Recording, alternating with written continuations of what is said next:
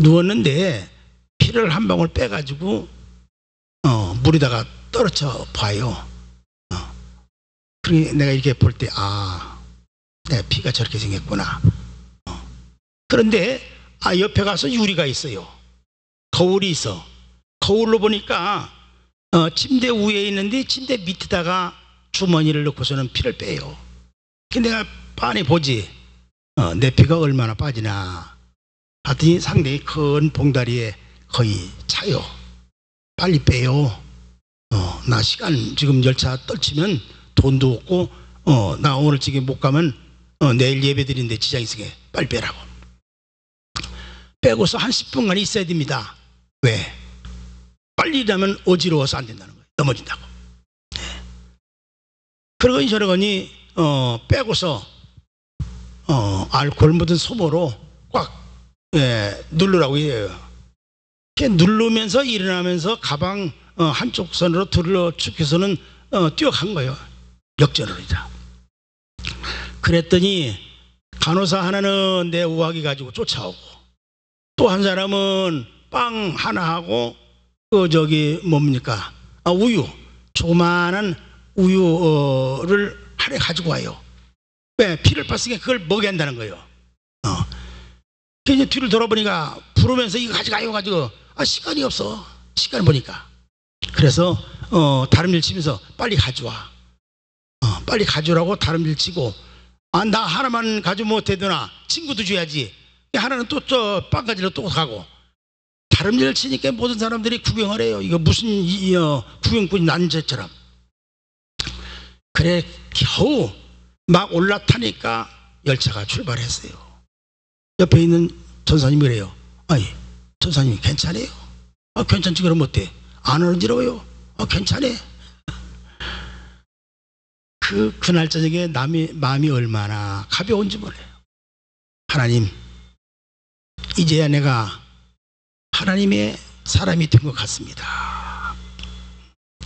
나는 그 몇시씩 빼주고도 이렇게 기뻐하는데 우리 주님은 나를 살리기 위해서 온몸의 피를 다 쏟으시고 몸속에 있는 70% 이상 되는 수분과 피를 다 쏟아난 다음에 얼마나 하나님 앞에서 기뻐했을까요?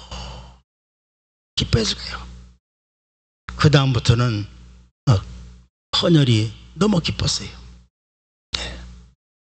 그래서 몇 차례 하고 말았는데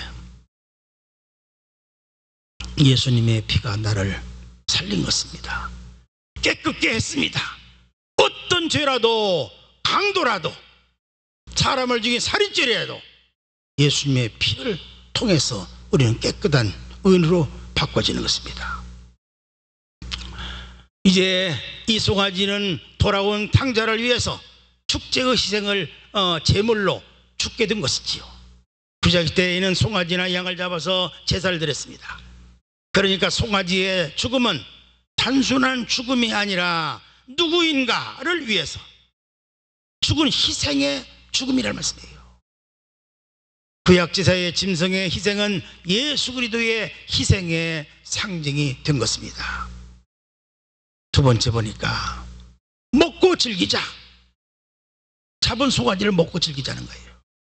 축제를 벌리자는 말씀입니다. 기독교는 축제의 종교입니다.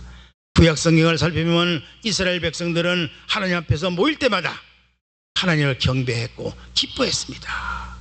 그들은 모여서 찬송하고 즐거워하면서 요한복음 2장에 나오는 첫 번째 예수님의 표적이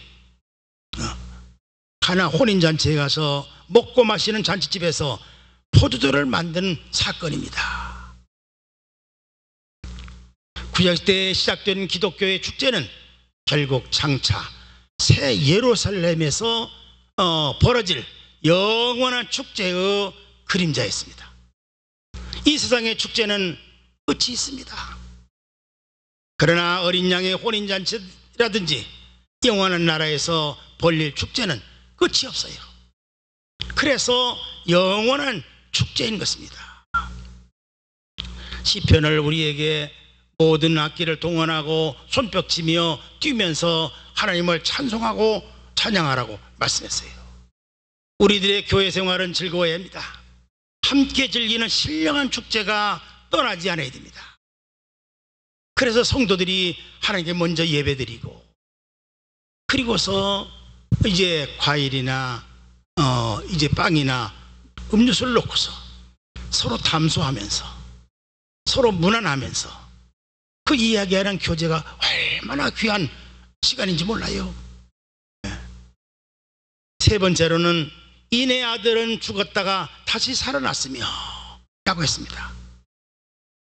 땅에서 뽑힌 나무가 꺾인 꽃이나 얼마 동안은 싱싱할 수가 있습니다. 그러나 그건 결국 죽었습니다. 마찬가지로 하나님을 떠나는 영혼도 얼마 동안은 잘 살 수 있을 것입니다만, 그러나 얼마 가지 않아서 죽고 말 것입니다. 다시 돌아오면 살게 됩니다. 둘째 아들은 다시 돌아왔기 때문에 죽었다가 다시 산 아들이 된 것입니다. 네 번째는 잃었다가 다시 얻었노라. 이 표현은 실로 위대한 말씀이에요. 왜냐? 제 발로 걸어나갔음에도 불구하고 마치 아버지가 잘못해서 잃어버린 아들처럼 내가 잃었다가 다시 찾았다, 내가 잃었다가 다시 찾았다, 내가라고 했습니다. 내가 잃어버렸다가 다시 찾았다. 죄인이 회개하고 하나님께로 돌아오는 것은 한 영혼의 부활입니다. 다섯 번째는 저희가 즐거워하더라 하십니다. 아버지의 기쁨과 축제에 모두 종들이며 이웃들이며 모두 품꾼들이 동참을 했어요. 집에서 가슴을 조아리고 날마다 기다리던 아버지나 형은 물론이요, 종들과 집안 사람들도 함께 기뻐하며 즐거워했을 것입니다. 여기서 중요한 진리를 찾아야 합니다. 형제의 고난에 동참할 수 있고 형제의 기쁨에 동참하는 건 사람이어야 예수 그리스도의 기쁨에 동참할 수가 있습니다. 큰 세 번째로 밭에서 돌아온 장남 마다들을 우리가 살펴봐야 됩니다. 25절 말씀이에요. 밭에 있다가 돌아와 집에 가까이 왔을 때에 음악과 춤추는 소리가 들려오므로 했어요. 밭에 있다가 돌아왔다. 이 큰아들은 날마다 일밖에 몰라요. 밭에 있다가 돌아왔다. 그는 열심으로 날마다 일했습니다. 여기 큰아들은 누구냐? 모두가 해석들을 그럽니다. 선민이라고 자부하는 유대인이다. 그러나 유대인뿐만 아니라 오늘날 우리 모든 성도들이다. 왜 그런가? 말씀을 들어보세요. 둘째 아들은 죄인, 세리, 창녀, 이방인을 의미합니다. 저들은 자기들의 책임, 즉 유대인이라고 하는 긍지와 자부심을 지키기 위해서 최선을 다한 사람들이었어요. 아버지를 떠난 일도 없습니다. 가정을 지켰습니다. 날마다 일을 했습니다. 누구를 위해서 일했는가? 아버지를 위해서 일했는가? 자기를 위해서 일했는가? 여러분 어떻게 생각하세요?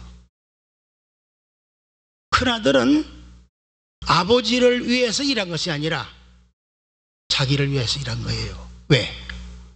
둘째 아들은 자기 재산 가지고 다 가버려서 이제 죽었든지 살든지 돌아올 필요가 없다. 돌아와야 아버지가 받아들이지 않는다.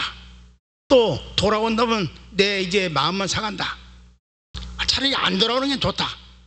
이렇게 생각했을 것이고, 날마다 열심히 일한 것은 자기가 돌아오니까 다 아버지 재산은 내 재산이야.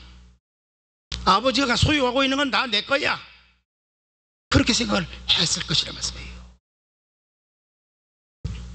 그러므로 아버지를 위해서 일한 것이 아니라 자기를 위해서 일한 것이고, 아버지의 걱정하며 둘째 아들이 돌아오기를 기다리는 아버지가 어떻게 보면은 참 한심스럽게 보일 수 있었을 거예요.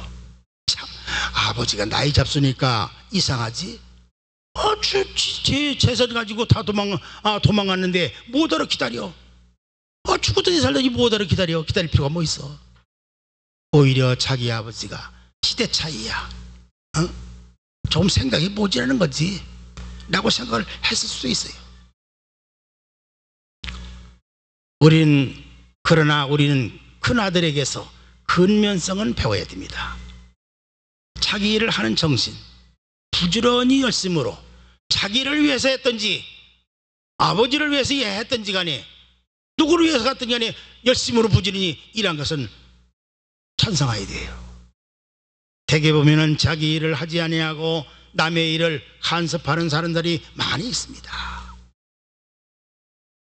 그건 일꾼이 아니라 방해하는 사람이 남의 일을 하는 일을. 우리는 교회 와서는 일꾼이 돼야 됩니다. 내가 맡은 일이 무엇인가, 내가 하는 일을 열심히 하고 남이 못하는 일은 비난하지 말고 남이 하는 일을 협조하고 도와주고 협력하고 일이 잘 되도록 해야 된다는 말씀이에요. 바울은 데살로니가후서 3장 11절에서 우리가 들은즉 너희 가운데 규모 없이 행하여 도무지 일하지 아니하고 일만 만드는 자들이 있다 하니 라고 책망을 했습니다. 일만 만드는 사람이 있다. 일은 하지 아니하고. 제가 목회를 44년 동안 하다 보니까 이 말씀대로 그런 사람이 있어요. 일꾼이 있느냐 그러면 구경꾼이 있고, 또 다른 사람 일하면은 비평꾼이 있고, 아주 그런 사람들이 있어요. 자기 일, 맡은 일, 아버지가 하라고 하는 일, 나는 아버지가 시키는 일을 내 일로 알고, 또 아버지가 기뻐하고 좋아하는 일은 내가 할 일이다 하고 일하는 것, 얼마나 귀한 건 몰라요. 그러니까 아버지를 기쁘게 하고 나도 기쁘고, 또 아버지가 걱정하는 건 내가 걱정해야 되고, 또 아버지가 기뻐하는 것은 나도 기뻐할 수가 있단 말씀이에요. 그런데 풍요와 춤추는 동생을 위한 축제를 보고서 성을 냈다고 했습니다. 그 이유는 내가 여러 해 아버지를 섬겨 명을 어긴 일이 없거늘 내게는 염소 새끼라도 주어서 돛과 더불어서 먹고 즐기도록 한 일이 없는 아버지였다. 아버지를 원망하는 거거든요. 시기하고 질투해서 나온 말씀이란 말씀이에요. 아버지 재산을 창기와 더불어 먹어버린 아들이 돌아오매 이를 위해서는 살찔 송아지를 찾고 잔치를 하다니 세상에 이럴 수가 있냐. 그의 원망과 불평은 틀린 것은 아니었어요. 이치로 따지면 다 옳은 말이에요. 그러나 문제는 하나님 아버지의 축제의 뜻을 제대로 이해하지 못했다고 하는 점이 문제입니다. 하나님 아버지의 기쁨이나 축제는 죄인인 한 생명이 돌아왔을 때 벌어지는 것이라 말씀이에요. 의인이라고 자처하는 사람들을 위해서 잔치를 벌린 것이 아닙니다. 돌아온 죄인 창기와 함께 아버지의 재산을 먹어버렸음에도 불구하고 돌아온 아들 때문에 잔치를 벌리는 아버지, 즉 이 큰 아들은 젤이나 창기나 이방인들이 구원받는 것을 시기하고 질투했던 바리새인들이나 자칭 의인들이라고 생각을 했던 사람들이란 말이에요. 오늘날도 마찬가지예요. 어느 교회를 개척했다면 개척 멤버가 있어요. 이 교회를 세울 때 내가 어떻게 했다, 뭘 희생했다, 뭐 헌금해가지고 교회를 건물을 세웠다. 그래가지고 이제 터줏대감 노릇을 하면서 이런 사람은 아예 교회 나오지 말아라, 나오는 걸 싫어하고, 또 말씀 드리는 사람은 아예 우리 교회에 있을 필요가 없다, 그렇게 말합니다. 그리고 목사에게 조금만 사랑 못 받는 것처럼 생각이 되면 얼마나 불평하는지 몰라요.